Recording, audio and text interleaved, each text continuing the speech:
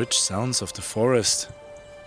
I'm in the foothills of Monte Pelare in the Val di Sole part of the Brenta Dolomites, which make up the Italian Alps. The forest is alive.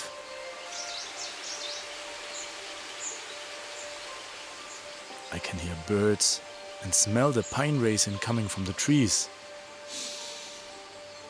You can find your own peace among the trees here, and tracks like the one I'm standing on are popular with hikers and joggers. This tranquil sight was interrupted earlier this spring when jogger Andrea Papi was attacked by a brown bear. He was badly mauled and died of his injuries.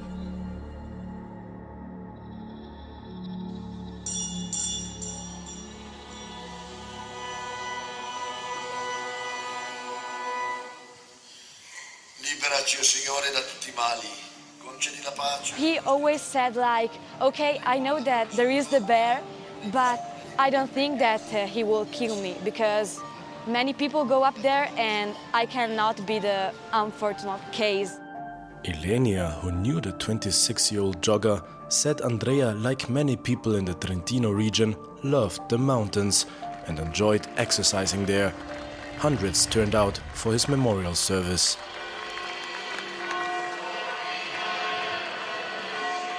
It was my brother's friend, always was up there running and training himself to be healthy, but he always loved the nature and running. Since Andrea's death, people in this beautiful corner of the world have become increasingly worried about the increase in human bear incidents in recent years. Bears were reintroduced to the area 2 decades ago after their numbers had plummeted in the 20th century. In our podcast today, we'll be looking at how a conservation success story turned into a political issue, dividing the people who live here.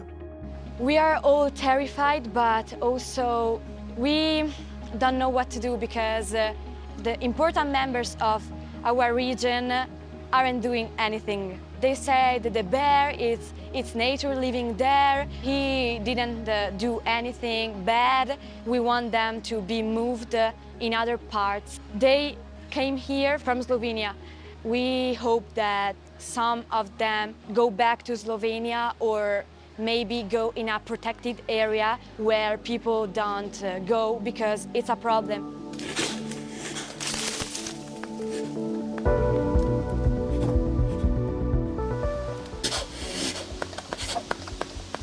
Bears serve an important ecological function in the forest. As predators, they keep the number of other animal populations in check and act as seed dispersers, helping to sustain the local ecosystem. Giulia Bombieri is an expert in large carnivores and zoology at the Museo della Scienze in Trento, the main city in the region. Large carnivores are really important pieces of the ecosystems because they are apex predators. They are at the top of the food chain and they regulate everything that goes under them. So ungulates, deers, roe deers, chamois, and all of these animals are regulated in population by large carnivores. Being apex predators also means that they don't have other predators, but there is a huge threat to them, which is humans. And we are the first cause of mortality for all large carnivores in the world. So the bears and the lynx and the wolf or any other large carnivore's biggest threat is the human. For anyone growing up in mainland Europe, you'll know all the best fairy tales dangle the threat of a child being eaten by a wolf or a bear. In previous centuries, humans and large carnivores coexisted, though often uneasily, in the forests of Europe. Giulia Bombieri again. Large carnivores like wolves and bears, but also lynx, were common carnivores in the Alps and in all Europe and all Italy until the 19th centuries. At that point, for human causes, like human persecution, all these species were extirpated from their original range. So the bears were largely hounded out of the Italian Alps, but their importance in the local culture lived on. In the Christian religion, a saint called Remedius is regarded as one of the Trentino region's heavenly protectors. He has a strong bear connection too. Remedius was born into a rich and noble family in an area around a Roman military station in what is now Austria. When he was a young man, he made a pilgrimage to Rome and was so spiritually moved, he dedicated his life to God. After his parents died, he gave away all his worldly possessions. Legend says that after his horse was torn to pieces by a wild bear, Remedius's disciple David put a bridle on the bear and it was tamed. The story of Saint Remedius lives on, but the attitude towards bears and other large carnivores has changed since he was alive. Humans understand more about the importance of the local ecosystem, and there's more sensitivity about cruelty to animals. The reintroduction of bears in Trentino has brought tourism to the region too. You can see bears on logos of a local bus company and one of Trentino's most well-known wineries.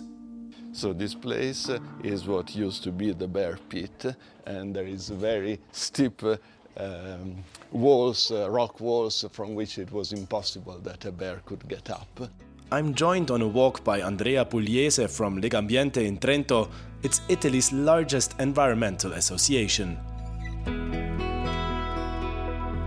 When I arrived here, it was 40 years ago, there were still bears that were kept 40 inside. years ago there were still bears in Yeah, there were bears inside that were kept in captivity. Probably they were born in captivity. Okay. And they were confined to this cage for their life. So how did it look like before? Because now you can only see concrete walls and those metal stairs, so it's more like a touristy place. Yes, now it is a tourist place, but you can sort of guess it was from the rocks around here. So it were rocks with the metal grid outside to avoid that the bear get out. Now the culture is very different. Of course, you would never keep bears in a cage of a few square meters. And so keeping bears here was something that used to be relevant for the population. Actually was the symbol of this little village here, the bear. In various cultures across Europe, the bear's size and strength implies masculine virility, while the mother's ferocious protective love for her cubs is a demonstration of maternal love. It's believed that this love is what may have driven the bear to attack Andrea Papi, the jogger we heard about at the beginning of the program. Let's find out more about that bear and how her future has become such a divisive issue in Trentino.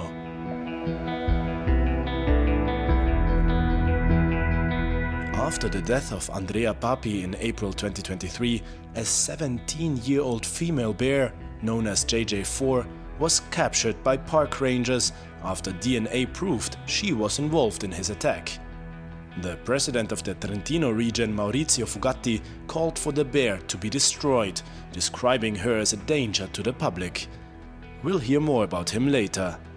JJ4 had apparently attacked humans before, injuring a father and his son who were out hiking at Monte Peler in 2020.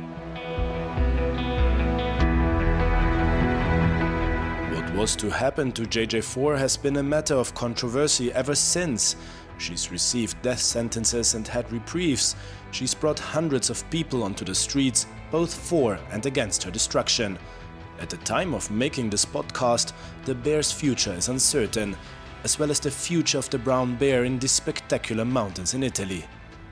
So are you personally, are you a bit worried or scared when you walk around the forests? I am very worried. I usually were going in the woods with the dog unleashed. That's something I don't do anymore at all. And I was also every afternoon going alone with him, and that's something I do not do. I've never seen one, but alone I wouldn't risk it. I spoke to people out walking in the area near where JJ4 attacked Andrea Papi. Should they kill JJ4? Should he be killed? Maybe if he's to leave him in a cage, I think it's better to be killed. It's all the situation is complicated because anyway, at some point, the only region, let's say, that started this program is Trentino. So anywhere they go around, they got killed. So they stay within Trentino. But at some point, when there's gonna be too many, what we're gonna do? There's gonna be a problem. At some point, you either prevent so many to be born, or at some point you're gonna have to kill some.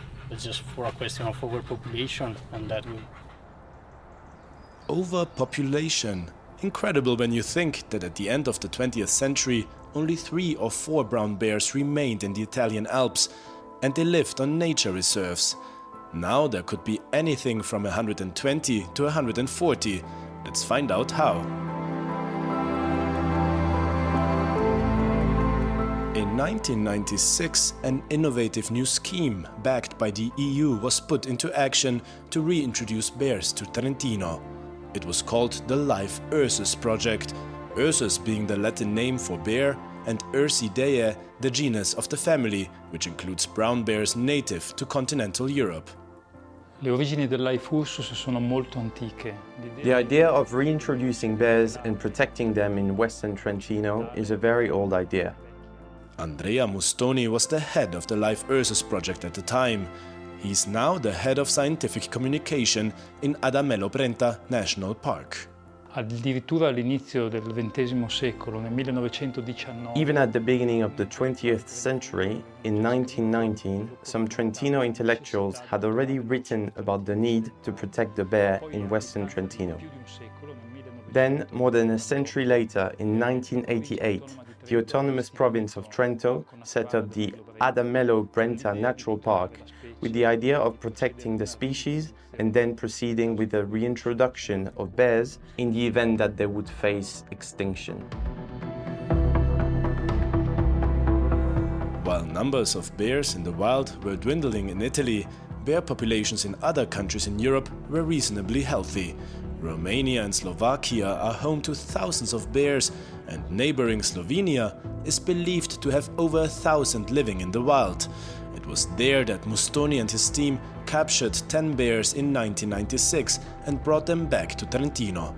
A portare gli orsi in Italia siamo partiti verso la Slovenia. We left for Slovenia in a van with a large steel case placed behind it, and after several weeks we started catching the first bears and transporting them back to Italy. One of the difficulties was that we wanted to catch bears that were particularly wild, not used to the presence of man. We worked with our Slovenian colleagues to capture the bears in the most remote valleys of Slovenia, avoiding bears that were already more used to the presence of man. A lot of care was taken in selecting the right kind of bears so that they wouldn't be motivated to move into populated areas. The name JJ4, the bear that attacked Andrea Papi 27 years later, stands for Jurka Josef 4. That means she was the daughter of 2 of the original Slovenian bears. Brown bears can live for up to 20 to 30 years in the wild, though their average life expectancy is often a lot lower because of hunting or habitat encroachment. The Live Ursus project ran until 2004 and was a great success in terms of increasing bear numbers in Trentino. Andrea Pugliese from Legambiente says local people were largely in favor of the reintroduction. There was a poll when they were introduced I think in the 90s, and I think that 75% of the population of the province said they were in favor of the reintroduction. So now probably would be different, but it's more, I think, how the project has been run in recent years. What changed? Andrea Mustoni? Noi siamo stati responsabili come parco del progetto Live Ursus. Until 2004, we monitored the bears directly with radio collars. So, what I know and I'm able to tell you is what my colleagues from the autonomous province of Trento did. They captured JJ4 and placed a radio collar to be able to follow it over time. What I also know is that at some point the radio collar batteries ran out and we lost track of the bear. So while responsibility for the bears was passed over to the regional government, the number of bears began to multiply. Radio collars ran out of batteries, so it was more difficult to track what was happening to the bears. More bears meant more situations where they might come into contact with humans. Despite the original bears being chosen for their wild characteristics, some would be tempted to come into populated areas, tempted by attractive food choices. Gli orsi sono degli animali schivi, degli animali selvatici. Bears are shy and wild animals, but some individuals have behavioral characteristics that we can define as annoying to humans. We also define them as problematic. I'm talking about the bears that do the most damage, that prey on bees, on farm or domesticated animals. Or the bears that are simply bolder than usual and scare people, and perhaps even in extreme cases end up wounding them.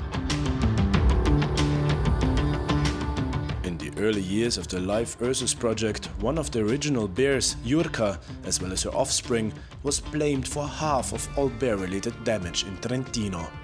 In 2006, Jurka, the mother of JJ4, was captured in Trentino and sterilized. She was initially kept in a dark pit under the medieval sanctuary of San Romedio. Her 3 cubs, including JJ4, were left to fend for themselves. She was transferred to Castellare and then to a small German zoo. JJ4, the bear that attacked Andrea Papi, may have learned some behaviors which would make her aggressive if she were to come into contact with humans, says Andrea Mustoni. Jurka è stato uno dei 10 orsi che abbiamo catturato in Slovenia. At first, Jurka was a very shy female. She was difficult to observe because she didn't make herself known to humans. Then she probably met some domesticated animals, possibly chickens, and started eating them. She may have developed a taste for them and then started to show behaviors that we define as problematic, that is, bothersome for humans. A bear being a bear is always looking for food. But it is clear that the moment she started approaching chicken coops and houses, it scared people.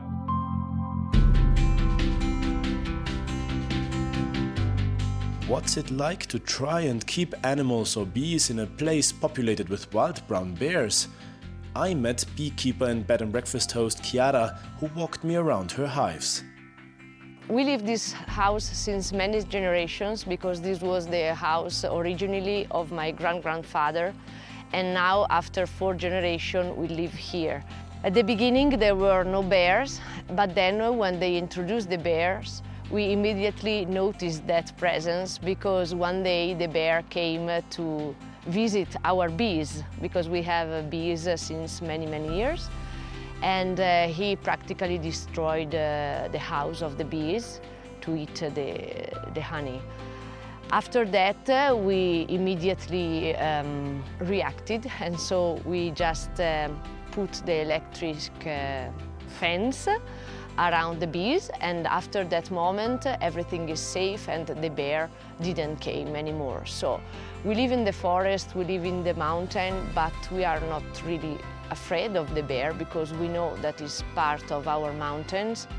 Chiara, unlike some of her neighbors, is very proud of living alongside the bears. I am happy. I have to be honest that for me it's a great thing to have such a big animal in the area because it was part of our ecosystem before. So despite the inconvenience of having to fit electric fences around her hives and keeping a close watch on her children, Chiara is happy to share her mountain home with the brown bears.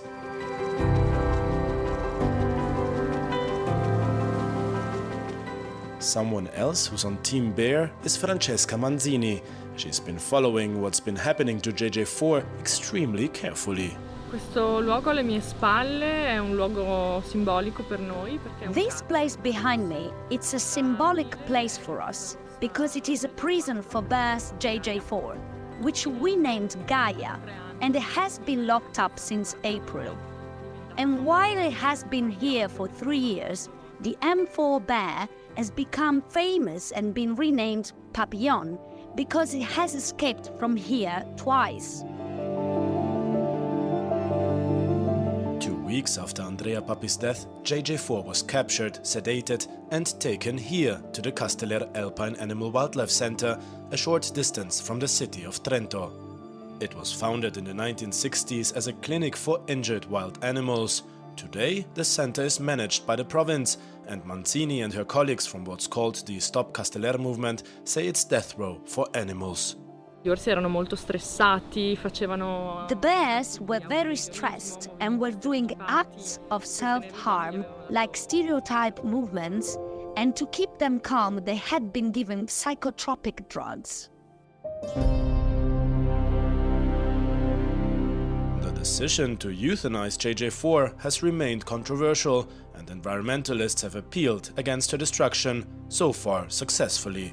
Non è che quest'orsa ha attaccato. It is not that this bear attacked because it wanted to kill.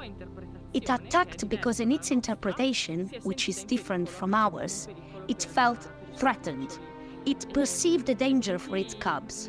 And so it is not that leaving her locked in here in the Trentino enclosure is safer. Here we are punishing an animal with human rules. We are not against captivity for life, but we believe the most natural thing would be to put it back into the wild. We approached the managers of the Casteller Alpine Wildlife Center for comment, but didn't receive any reply. At the time of making this podcast, we know that JJ4 is being kept here. What can be done to decrease the risk of human-bear conflict in the Italian Alps? Some are calling for the capturing and sterilization of female brown bears, others want the bears to be hunted and culled. Is the problem too many bears or just the wrong type of bear? What does Andrea Mustoni think? All'inizio del progetto si era deciso di... At the beginning of the project, it was decided to aim at having a minimum viable population of bears, that is, a sufficiently large number to be able to ensure that they would thrive without any new entries. This number was about 40 to 60 bears, which was therefore the minimum we should aim for, not the maximum number of bears. We roughly knew that there could be even more than 100 bears in Western Trentino. Without a shadow of a doubt, right now we probably have between 120 to 140 bears in the region. So the numbers of bears today are higher than what was originally projected. Part of the problem is that the region is not connected easily to other regions where bear populations live, so the bears can't move freely into other bear-populated areas, making the numbers less dense in the forests around Trentino. Giulia Bombieri, our expert in large carnivores again. If you ask to me if the bear population is too large, I will tell you no. I think it's too small right now.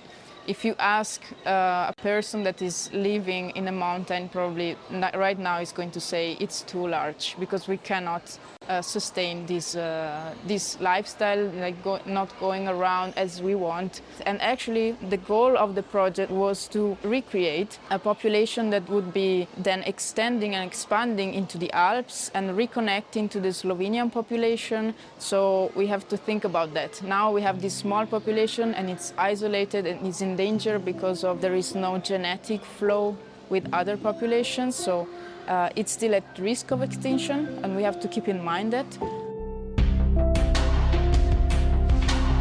Even if bears are able to move across large regions, in any environment where bears live alongside humans, there's always a small risk of conflict.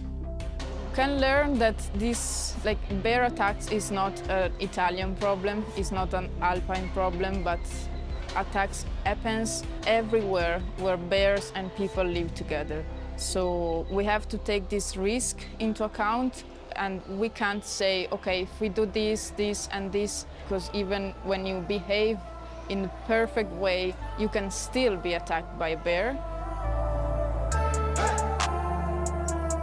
Andrea Papi's death was the first fatal bear attack in Italy for 150 years. But since the Slovenian bears were reintroduced, there have been dozens of human-bear encounters and several bear attacks on humans. Fatal attacks are really rare. In this research that I mentioned you earlier, we found that all around the world, 9% of the bear attacks were fatal. So it's a very low percentage, but it still happens. And it depends a lot. I think it's really important. It depends a lot on how we behave. The death of Andrea Papi has turned some locals against having any bears in the surrounding mountains. Those protecting the bears are worried people will take matters into their own hands and start culling the bears without thinking about the consequences. They are scared. I understand them a bit because they lost a person of the village, of the city, They are scared to go in the wood, in the forest. Even here in Spormaggiore, I know people that from 20 years, 30 years that they are going here on the paths in the forest, and now we are scared, we are afraid. Andrea Mustoni is now the director of the Spormaggiore Wildlife Park, where he tries to educate people about living alongside bears. Our center is important for the culture, for the school. We do very important project with the university. A lot of students coming here because they are studying biology and they want to learn this kind of job. Maximum, I want 3 bears here, and it's not possible to have more. So the government, the region must find a solution. Environmentalists campaigned to have JJ4 and another bear known as MJ5, which had also attacked humans, to be moved to a bear reserve either in Italy or abroad, where they wouldn't be a danger to the public. They even said they would pay for it. Che ci vengono a dire, Presidente, non abbattete JJ4, perché la... President of the Trentino region, Maurizio Fugatti, is firmly convinced that JJ4 should be destroyed. He says she continues to pose a risk to humans, and many believe she should be destroyed as a mark of respect to Papi and his family. The case of the so-called killer bear has become a bigger political issue in Italy. The coalition government led by Giorgia Meloni since 2022 has loosened restrictions on hunting and the capturing and culling of wild animals. Andrea Pugliese from Legambiente again. For the past years, it has been using this politically as something that is to go against Europe and environment and things. So it has not been trying to avoid problems, but has only been shouting that there were too many bears and the province had to be free to do what they wanted with that. Environmental activists say that in Trentino, compliance with Italian wildlife laws and the European Union's Habitats Directive, which aims to protect plant and animal species, are being ignored. Non si può fare perché comunque un orso è una specie protetta. Thankfully, there are still protective laws, because right now the politicians of Trentino are using this tragedy for propaganda. They are praising poaching, which is a very serious thing. The hunters continue to say that if the state does not authorize the culling of bears, they will do it themselves.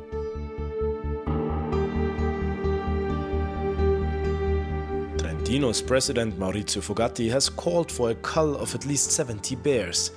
We asked his office for an interview, but did not receive a reply.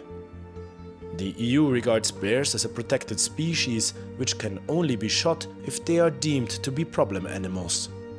Many argue that the province has failed to implement the basic measures that avoid human-bear conflict. Giulia Bombieri again. I live in bear area and there's no bear-proof bin, and if you go in many bear areas, still there is no bear-proof bin. And this is a priority for bear conservation, for problem bear prevention. And I always talk with my neighbors, and they say that they are very scared, that they cannot go anywhere, they can't go outside anymore, but they are not willing to change their behavior. And I think a certain degree of fear is reasonable and is good. So for now, JJ4's future is uncertain. The court panel in the city of Trento has said it will hold a fresh hearing in December 2023 and has requested more details about the case before it makes a decision about her future. In the meantime, the damage her fatal attack has caused to trust among locals and the rewilding project as a whole may last a lot longer. Ilenia, who knew Andrea Papi, the jogger, who was killed in April. We will try to live with them, and we hope that they don't kill another person, because it will be a big problem.